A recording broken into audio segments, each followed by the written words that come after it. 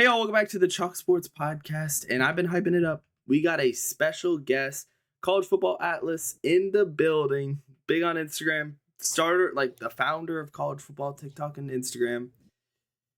And we've got to talk about the college football games because we have a lot of college football conference games coming up. We missed the Friday slate, but we got the Saturday slate coming up. And one of the bigger ones, BYU Texas Tech. What are we expecting out of this game? Yeah, so I think on the Texas Tech side, it's going to be fireworks. So they played earlier this year in Lubbock, Texas, and Texas Tech kind of destroyed BYU, but they also didn't convert many red zone trips. They came up with a lot of field goals. I think the field goal kicker had 5 or 6 field goals. Yeah, he had 5. 5. So if they can close up those drives into touchdowns, this could potentially be a blowout. But the other thing I love to look at is situationally. So Texas Tech is 5th, I want to say, in the college football playoff rankings, and BYU is 11th. BYU technically right now is the first team out. So they are win, get in, they're lose, go home. Texas Tech is win, they're obviously in, lose, they're still in. The only thing they get if they win is they probably get a first-round bye. So BYU's in a do-or-die situation here. I think this game will potentially be a close game purely for the fact that BYU is going to play their hearts out. I think BYU probably early needs to be very successful in the run. They probably need to either be able to flip the field a lot on Texas Tech and give them long drives, or they need some early turnovers. But I have a hard time seeing BYU actually win this game. I think the talent profile of Texas Tech is just way better. I like what BYU has in the trenches, but Texas Tech's defensive line might be a top 2-3 unit in the country, and I think they will wreak havoc to this game. They also have some great running backs. They have Cameron Dickey. They also have some wide receivers out there that are very explosive. So I think as long as they can finish the drives, they are a surefire lock to win this game. But I do think in the end, BYU keeps this close because they're do or die situation. They're going to try to squeeze everything they have out of their team to win this game, and I don't think it'll be enough. I think Texas Tech wins by 10 to 14 points. Yeah, the third downs were big for BYU last time. You see it right there, 3 and 14 on third downs. If they have to figure out the passing game was fine against Texas Tech. It wasn't great, but the running game was not there with LJ Martin, who was just kind of he was 35. He was 3.5 yards a carry, which is not a reliable run game for them. Texas Tech's money made a difference in that one. And I'm wondering if we see Texas Tech, who's played all season, or if we get the ASU one. Because if they show up like they did against ASU, then they're obviously going to be screwed. Obviously, Sam Leavitt was in that game, so factor it a little bit more. I don't know. I feel like I'm not worried for Texas Tech just because, like you said, that if they converted more, they would have been up. They would have blown the living crap out of BYU. And they already did beat them by so much that it's like, what do you expect how can BYU win this game? Almost. Yeah, I think one of the main things BYU needs to look to win this game, like obviously they need to have a better run game through LJ Martin, but that is not just always a surefire thing. I think what we need to look into and what Kalani Sitake might try to do is integrate more Bear Bachmeier quarterback run or quarterback at least like roll out and scramble, because if the quarterback is on the move a bunch, then Texas Tech has to bring in another defender into the front line or whatever so they can spy. And I think that would then maybe potentially open up the wide receivers a bit more. I mean, they have some decent wide receivers like Chase Martin's really good, or Chase Roberts, he's really good. So they have some guys. LJ Martin's a receiving back, so he can catch the ball. So I think they just got to be very creative in what they do. And I think they got to get Bear Bachmeier on the run, and he needs to legit put his life on the line for this game.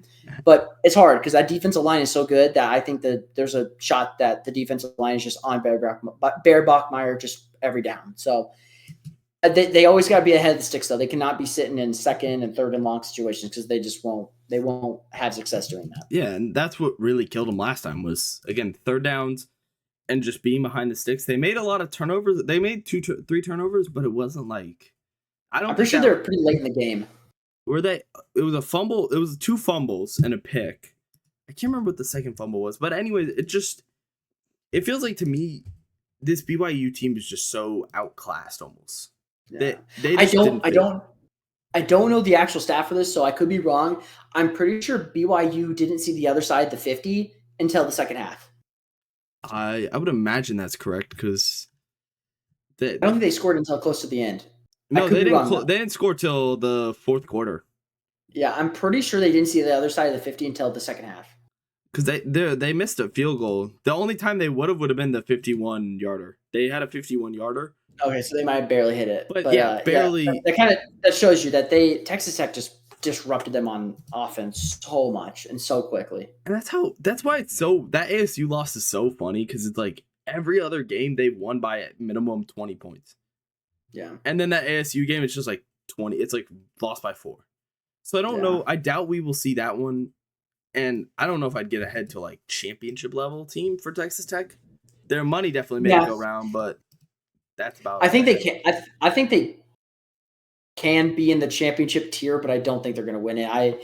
They're a good team, but I think they're. It's a good thing, but also a bad thing. Their worst position is probably quarterback. To be honest with you, Brennan Moore. That's just how crazy. That's how crazy their team is. But like when they spent all this money, but they could have went out and got a. You're gonna hate me for saying this, but they could have got like a Carson Beck. They could have got what's another transfer quarterback out there that's doing good. John even Mateer. Like John Mateer, Chandler Morris from Virginia, like all those guys would probably be a bit better than Barrett Morton, but they decided to spend their money elsewhere, which obviously they did a good job doing that. But they settled for an all right quarterback, which they're doing great. Don't get me wrong, but I feel like they could be winning a championship potentially if they would have spent a little more money on that. Yeah, I feel like their wide receiver core in general, it's not the worst in the league. Obviously, it's not the worst, but it's definitely not an overly competitive team. That running back core is just really what suffocates. Yeah, I mean, it's crazy. Who's the guy that went? There's a guy from USC that transferred in that. Jacoby Williams. Recently. Oh, wait, went down. Another kid.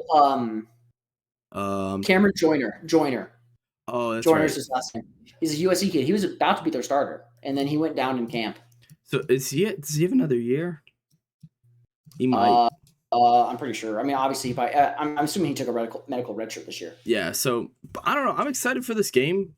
I don't think it'll be overly interesting. I don't think like you said, I don't think it'll be overly close because I feel like it'll just be so suffocating for BYU. Because what do? You're getting surrounded by all of their big linemen. You're getting out DB'd because last time they had no passing game. I just feel like this game looks grim for BYU, and I know all their fans will talk crap because they don't like me. I said one bad thing about them in the AP polls, and all of a sudden, I'm burned at the stake. Yeah, and we can used to that stuff. Yeah, I said, "Oh, BYU hasn't played anybody amazing beside Utah. How dare you? We played. I think it was Iowa State. Iowa State they stood on the soapbox for. I was like, I don't know about that, man. So Georgia-Bama is the next one we'll get into. This one has. Do you think Bama gets knocked if they lose? So I'm very wish-washy on this because personally, in my rankings, like if I would give a ballot, Bama wouldn't even be in it right now. So right now, Notre Dame and Bama would both be out because I have BYU in.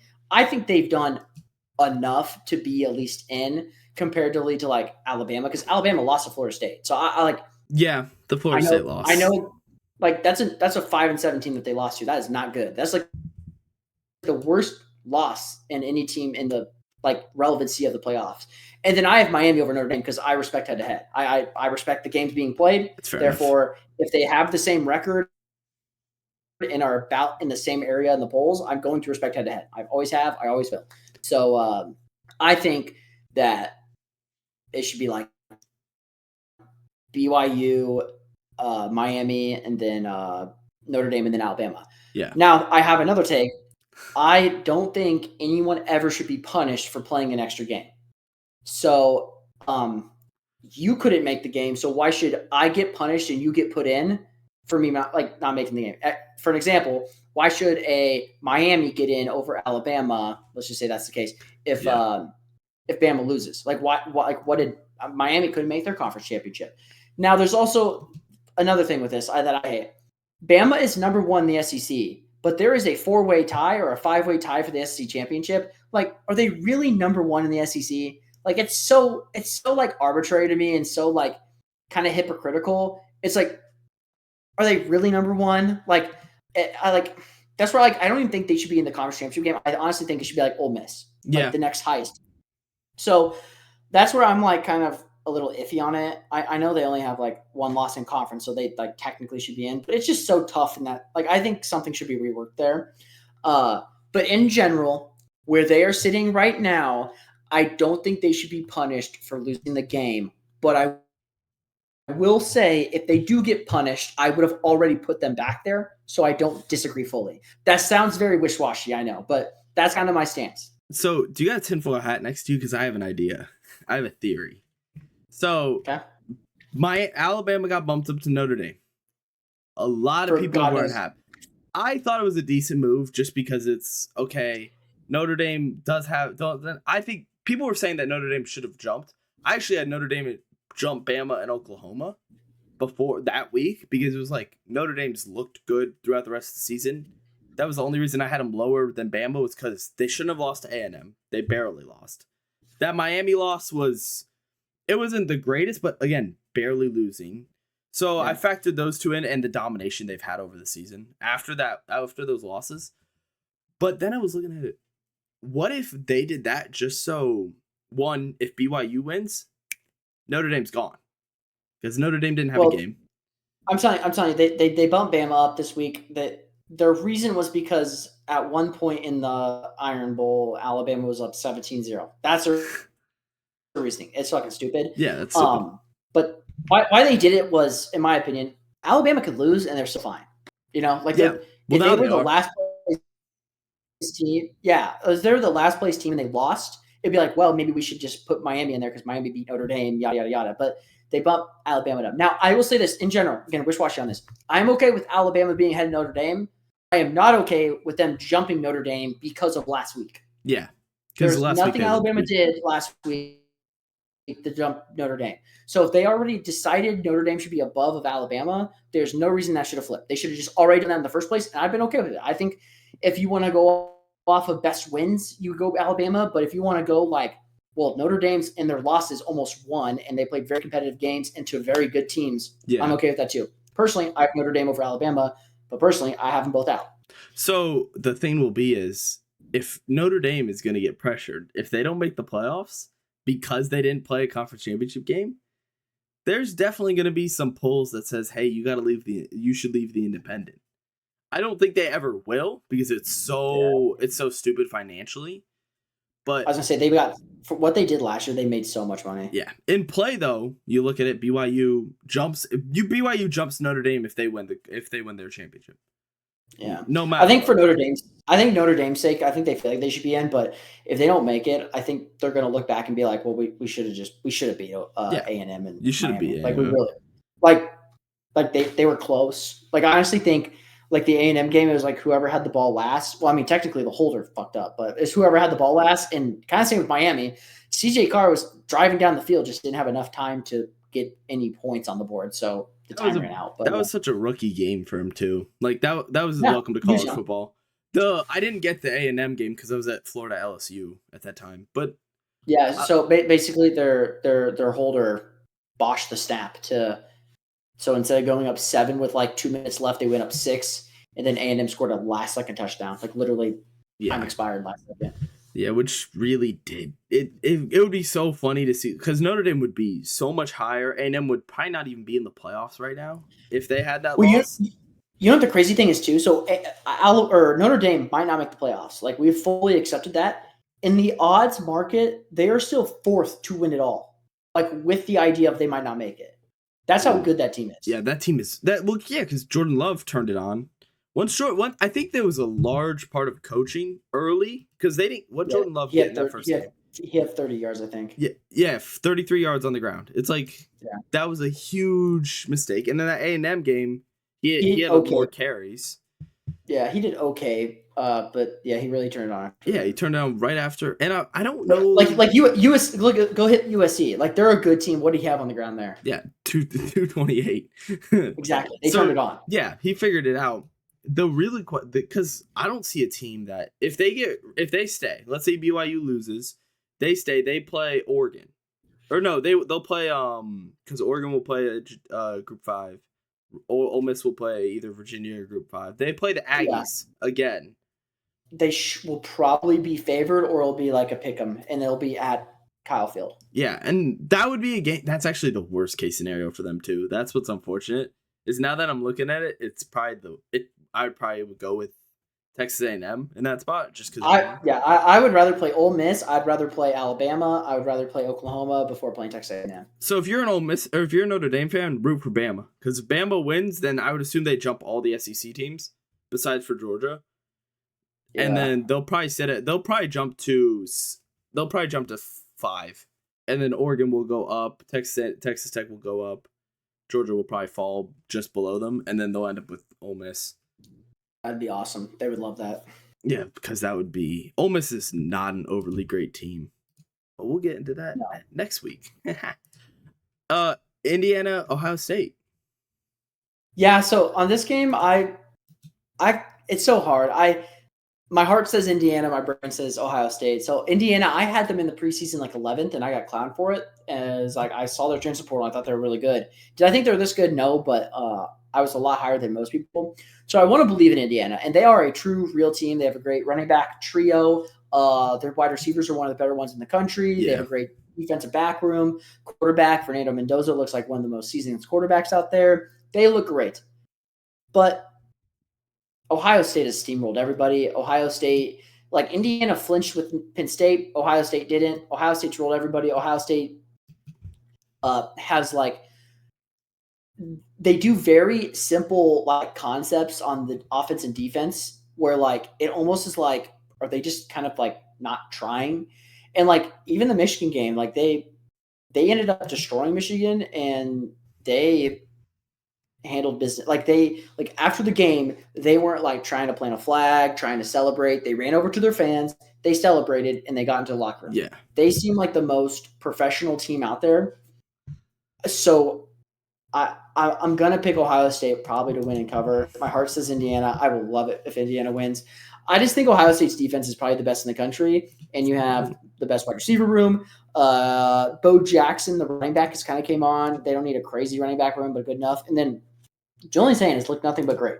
They started him off slow, and I think they did that on purpose, and now he is turned it on, and his big fault was an interception against Michigan and right away. And what does he did after that? He threw for 230 yards. Yeah, he put belt after that. Yeah, so I mean, it shows you like he made a mistake and he didn't flinch, which that was a time to flinch. It's Michigan, potentially the best rivalry in college football, if not top 3. Like Michigan owns Ohio State. You're in the big house. He could have easily collapsed after that, and he didn't. So I think Ohio State wins and cover. I don't think they win by a bunch. I really do think Indiana is a true contender, national championship contender. So I think Ohio State wins by like 7 points. Yeah, I'm getting ready for the minute Indiana loses. They're going to get persecuted, and it's going to be so unfair to them because they are a legitimate team. Like, no doubt in my mind, that team is easily they are the number 2. If you would want to put Georgia ahead of them, I could understand it.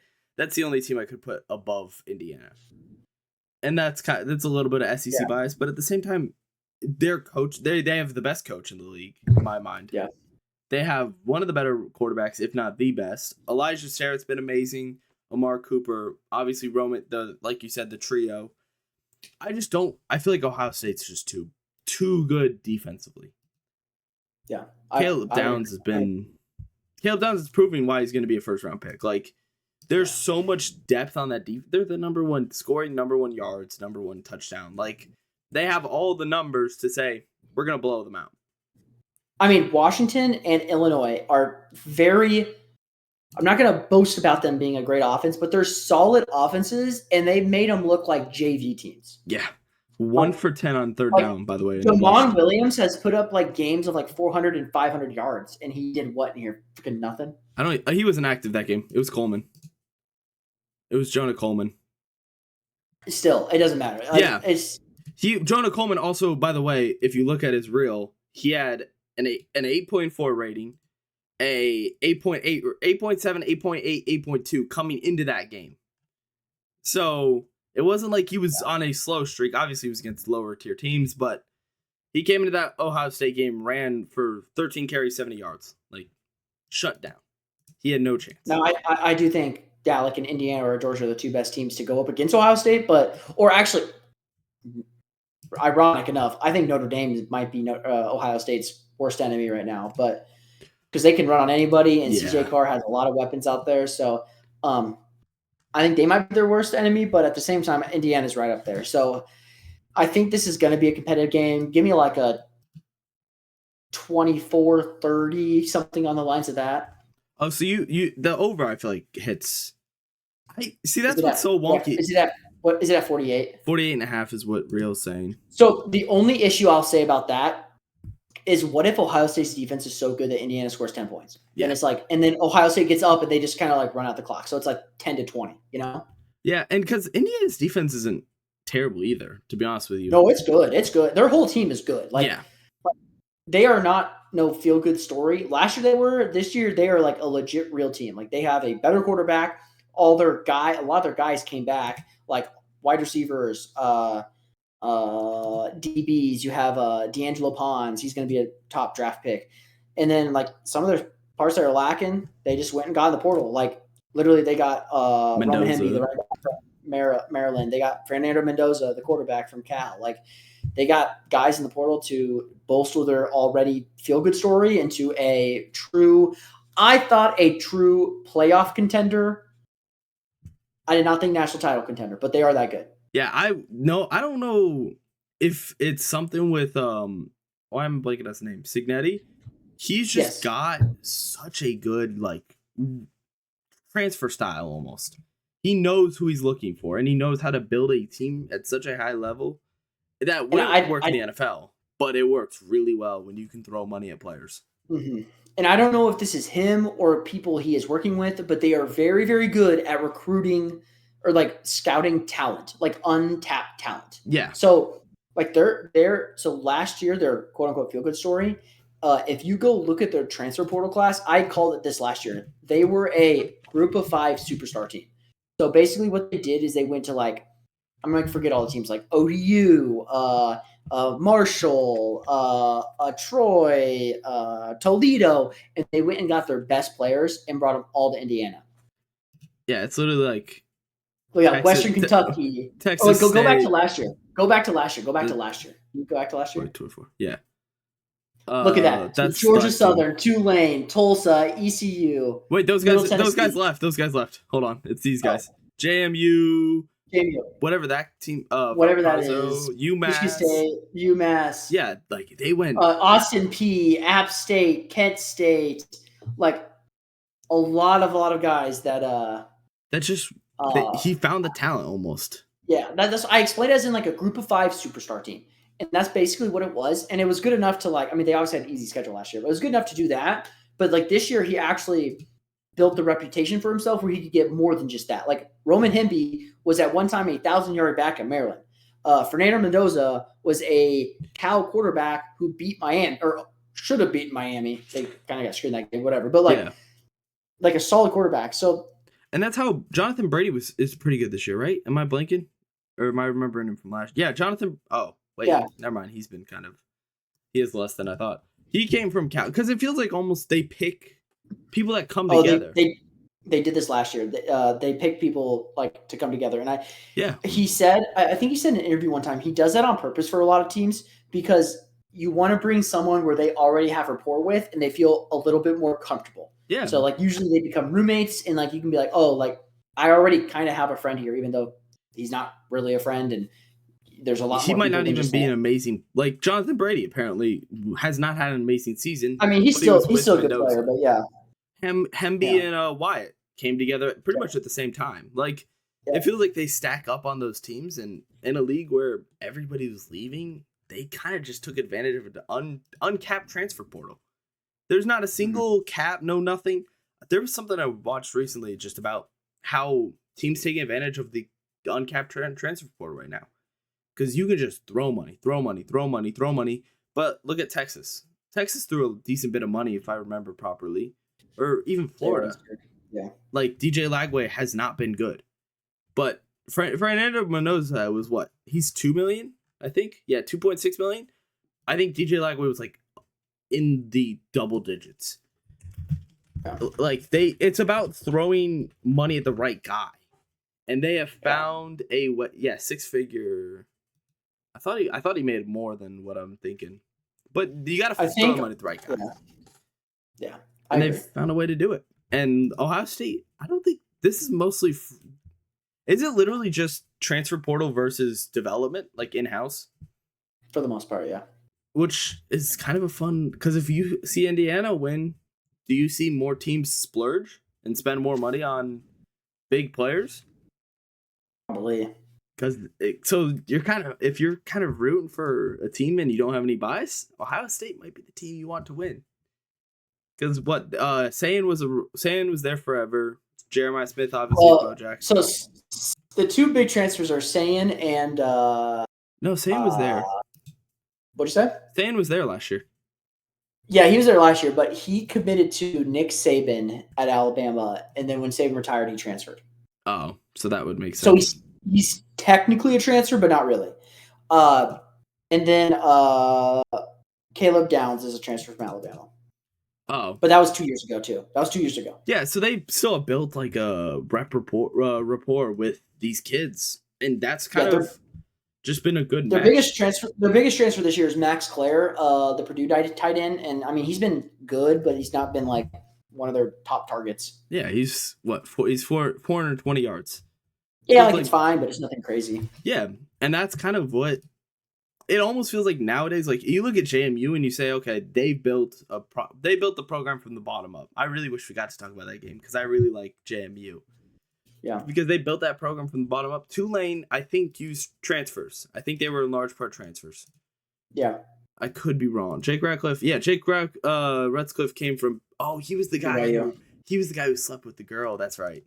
Yeah, he got kicked off because BYU's honor code. Yeah, BYU being Mormon and all. Yeah. they definitely had some problems with that. Yeah, so this game it's a good sign. I don't think it has any playoff implications.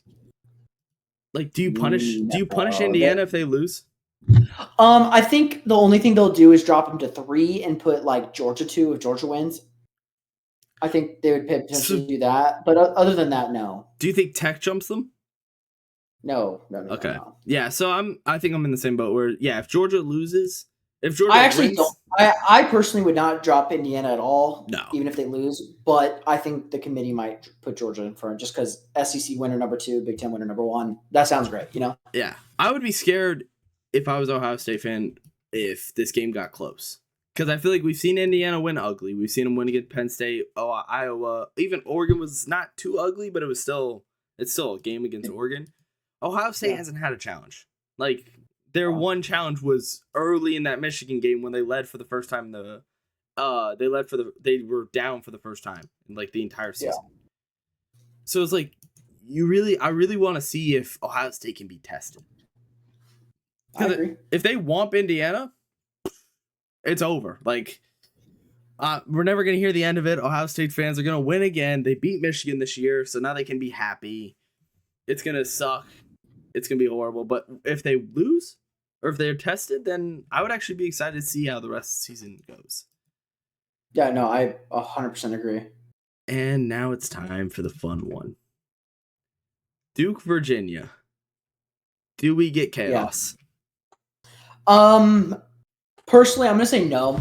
I think no fun. So I really like Duke's defensive line. I really think they're very dominant, and I think they could disrupt this game. But I just look at the whole, like, what teams are playing for. Like I said, the Texas Tech BYU game, and like BYU is playing for a lot more. That's why I think the game might be potentially not a blowout. Virginia is playing for their life right now. Duke is playing just to be funny and play upset alert or spoiler alert. So I personally think Virginia wins this game. They've looked great down the stretch. I know people don't really watch them. I did not think they'd be this good, but I had them as my sleeper ACC team to like win the conference. I didn't think they'd win the conference, but I had them as my sleeper pick. And I don't know. I think Chandler Morris, they have a good running attack, good passing attack. Their defense it's all right, but it's stingy at times. but Duke doesn't light up the world every day. I think this. I don't know what the over under is on this game. I'd probably bet the over. It's 57 and a half. Oof. Oh, frick. Yeah, that one. You talk.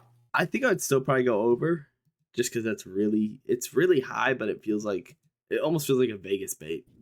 They're like, oh, Yeah, what was it again? 57 and a half. I'd probably bet the over. I Yeah. mean, Duke Wake Forest was like 40 something to 30 something. I take the over. And Virginia Wake Forest is not exactly an offense. No. In my mind. I bet the over on this. I have Virginia winning just because I think they'll just be more desperate. I think the game could be close, but I think they'll just be more desperate. This Virginia team, they're both ACC teams this year have been so bipolar. Yeah. Because, I mean, Wake Forest beat Virginia. But then Virginia beat Duke by 17. And then Duke played Wake Forest and beat them by 17 and then lost by 17 to Virginia. Yeah, I mean, I'll tell you right now, like Virginia's a good team, but they're no like ACC winner good team. No. And the good teams really drop the ball. Yeah. Pitt, Georgia Tech, Miami. Georgia Tech, and Miami. Like those were all. I mean, Pitt wasn't supposed to be as good this offseason, but I had them like 8 wins or whatever. And I had Georgia Tech like 10 wins, and I had Miami like 10 or 11 wins. And they both dropped the ball. I mean, Miami, both times they've lost, Carson Beck had like 5 turnovers and like 3 turnovers. And if he didn't have those, they would have easily won because they were close games. And they both came down to the wire. Yeah, they both came down to Carson Beck throwing a pick. So yeah, SMU, the only one would be I'd give him credit for because SMU was a really good team. The top comments put him in David's trunk for Carson Bent. But yeah, that Louisville team is so funny to look at now. Cause man, they had such like weirdly playoff affecting wins. Cause they beat JMU, they beat Pitt, and they beat Miami. And if they lost one of those 3, JMU would be in the playoffs. Pitt would be I think they would be in the conference. They would be in the conference championship, or Miami would be here. It's like it's so crazy to see like a team like that have such an effect on a conference that has been. It doesn't matter at the end of the day in my mind because they're gonna come in against who they would play Ole Miss. They're probably gonna get whomped. With a little SEC bias in the mix, but they'd probably be 2 touchdown underdogs, to be honest. Yeah, because the ACC just didn't have their best players in the conference championship, and they're going to change it next year because there's no world where they will let. I don't see in a world like this why the tiebreaker isn't like the highest ranked CFP team. Isn't it every team, or is it every the? Holy crap, I can't speak. What is every conference is it literally just like so most of the tiebreakers, so obviously head to head, but if there's more than one head to head, they usually go to the teams you played in the conference, their winning percentage. So basically, did you have a harder schedule? Oh, so because that's what the ACC did, right? They were basing off of the wins. That's the ACC and that's also the SEC. Oh, see, the SEC could find themselves in that problem. It looks like because they had the head-to-head early. They had the Georgia, Bama. So that's the only reason Bama's ranked above Georgia. Well, Bama's above because they only had 1 conference loss. Everyone had only 1 conference loss. There's 4 teams. Yeah, everyone had 1. I think it was head-to-head. No. So no head-to-head. No? It actually doesn't. If there is more than 1 head-to-head, so like there's the Alabama beat Georgia and Georgia beat Ole Miss. Don't ask me why it doesn't do this, but like that should go in order, because head to head. It actually doesn't. It goes by your conference opponent's win percentage. So right now, Alabama technically had the hardest conference schedule. Georgia had the 2nd. Ole Miss had the 3rd. Texas A&M had the 4th. If that makes sense. Stands true with Texas A&M because their teams they played were horrible. Yeah. God, it's gonna be so funny looking at the Texas fans too now. Sorry, I just thought about that. Like Texas fans are like, "Oh yeah, we should make the playoffs." You lost to Florida, my friends. Yeah. Don't know how that happened. And you're also, I mean, you're like, they're like, we're gonna uncancel like out of conference games. It's like, well, you're the highest ranked 3-loss team for a reason. Like you scheduled a hard game out of conference. There was another team that's getting punished for out of like. I mean, you could argue Bama is gonna do the same thing. because you could say, okay, the FSU loss, in my mind, isn't as bad as like some people make it out to be. Like some people act like I say some people, some people like you even almost make it look like it's the worst loss in the world. I think it's not a terrible loss considering how early in the season it was. I value those less. I value more recent games and how just good FSU looked early. I hated FSU early because their fans were annoying and they looked unbeatable. And then they lost to Virginia, and then they started to unravel. And it's the same thing with Penn State, where it's like Penn State looked good early, and then they unraveled quickly. You know what I'm saying? I'm very biased towards the Florida State thing because I predicted them the preseason to go 5-7, and I was like, I had fans at my throat because of that. Well, you were dead on. I know. I was actually dead on all the games. Like I had them losing to Virginia in the preseason. The only games I flipped was I had Alabama beating FSU and I had FSU beating Stanford. But other than that, I had them dead on. Yeah, so at least you had the good guys winning. No, my big thing about FSU is I just thought Tommy Castellanos is not a good quarterback. I don't know where people thought he was a good quarterback. And if you don't get a good quarterback, you're not going to do good. But he had 300 something yards against who was it? It was somebody. They were talking TMCA. Oh, he only had 200 yards against TMCA.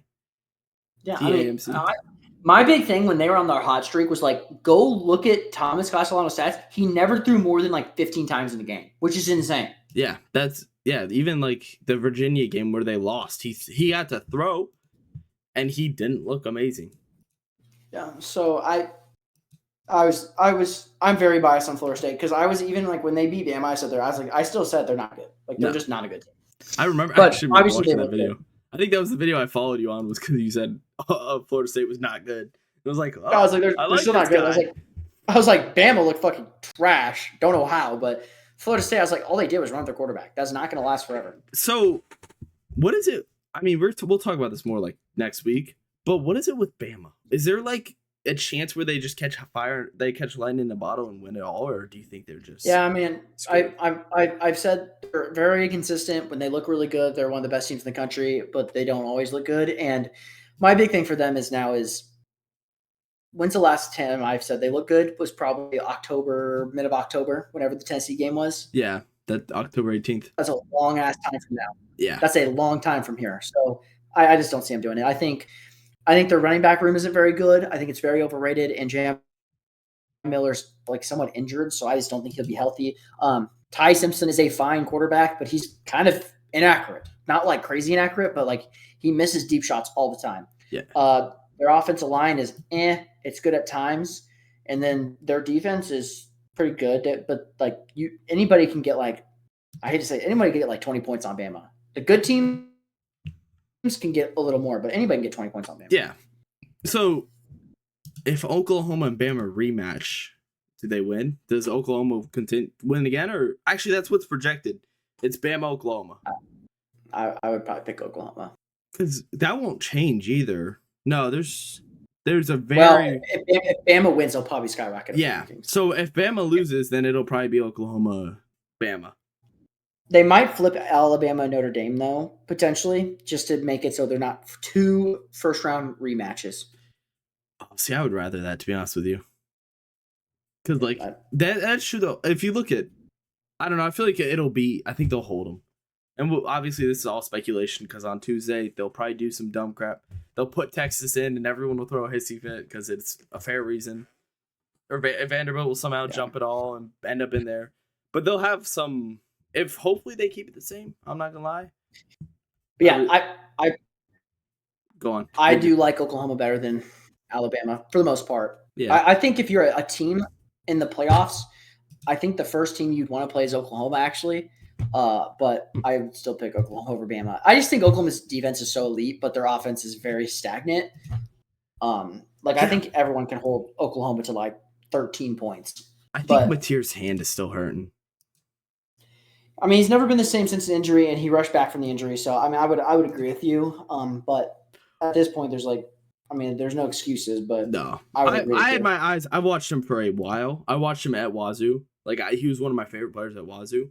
I even own his card on Real. If that's like kind of my proof is like, I owned his card on Real.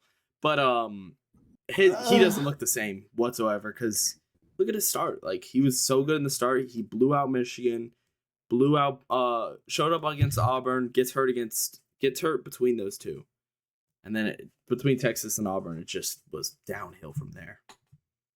Yeah. I don't have a lot of hope in them. And then we'll talk about like Ole Miss and Oregon. I'm trying to think of what else there is to really get at. Because SEC wise, we're good. Vanderbilt. There's no world where Vanderbilt makes it, which really sucks. So I mean, you can throw out predictions real quick because none of these games have points yet for some reason. I don't know what JMU's doing. Yeah. Who wins this game? Tulane, UNT. I have North Texas. I've liked North Texas all year long. I think JMU. I think on the outside of like outside as in like their weapons, I just don't think they're as good as like North Texas. North Texas has some elite wide receivers for a group of 5. And Messamaker is throwing it all the way. And Eric Morris's system, they can put up 50, 60 points. Tulane has been very hot and cold. And the times they have lost or the times they haven't looked good, it's just because their playmakers don't really do much. So I have North Texas winning. I really do think they'll win. So I'm going to look like an idiot now because I said Alonzo Barnett I like Alonzo Barnett more than I like Messamaker, and he is making me look like an absolute fool going 0-5. I mean, Alonzo Barnett. Yeah, I mean. Yeah, I really like JMU, so I'm a little biased. I think JMU's going to win that game. I thought they would cover, but I don't know if they'll cover anymore. I mean, what was the spread at? 23. Oh, it doesn't have that right. So UNT. Is it crazy for me to say Caleb Hawkins has had better highs than Genty? Because I was talking about that like this morning. If you look at Hawkins lately, he has been insane. Now he has a lot of lows, but the only crazy thing about Genty is like they like low-key legit only ran it, so like teams were stacking the box against Genty, and Genty was still performing. Yeah.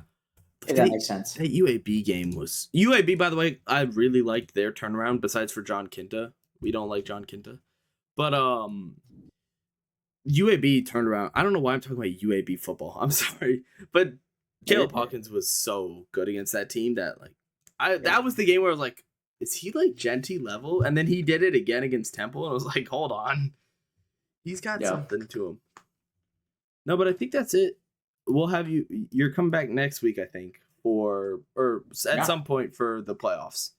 So yeah, because after this week the playoffs are the 19th, so we have 2 weeks. Like 2 weeks, basically. Yeah. So thank y'all for watching. If you made it this far, make sure to subscribe. I'm gonna shout him out, but I'm not really shouting him out. But if you haven't seen him before, College Football Atlas on Instagram. I think that's what it is. What is it?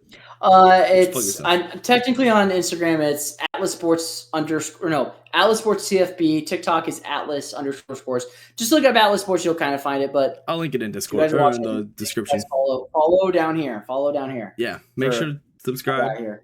We'll do college basketball. Obviously, if you watch college basketball, make sure to subscribe for sure because we got Mountain West college football basketball games. And if you made it this far, thank y'all. We'll see y'all in the next one. Peace. Peace.